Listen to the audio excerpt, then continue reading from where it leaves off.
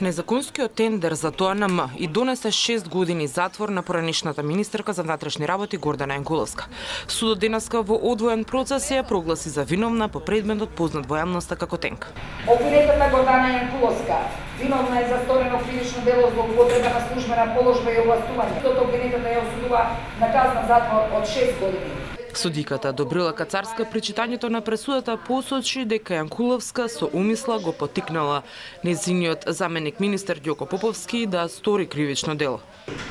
Никоја најмалку носителите на јавни функции не смеа да ги поценуваат и да омаловажуваат граѓаните, онака како што всушност тоа е сторено во конкретниот случај на начин што обвинетата Гордана Јанкуловска со сега осудените Ѓоко Поповски и Никола Груевски обезбедиле на незаконит начин патничко моторно возило марка Мерцедес S600 кар, за кое возило не само што не биле информирани граѓаните, туку се договориле истото да го сопријат од очите на јавноста. Пресудата Јанкуловска ја слушна на рочиштето за предмет Таргет тврдина, каде се гони за незаконското прислушување. Денеска судот го одобри барањето на специјалното јавно обвинителство за дополнителни мерки, забрана за напуштање на Скопје.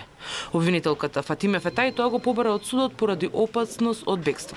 Имајќи ги предвид моменталните семејни прилики на обвинетата Јанкуловска, кои што се добро познати за сите нас, имајќи предвид дека има бебе кој што со ништо не е виновно за оваа настаната ситуација која што му е наметната од родителот.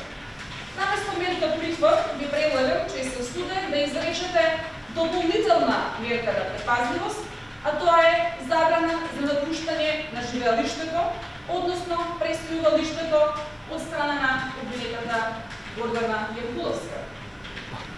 Одбраната од друга страна сметаше дека тоа е неосновано барање. Во таа насока, доколку обвинетата сакаше да се даде во бегство, тоа ќе го стореше многу одамна, а не сега во оваа фаза на постапката.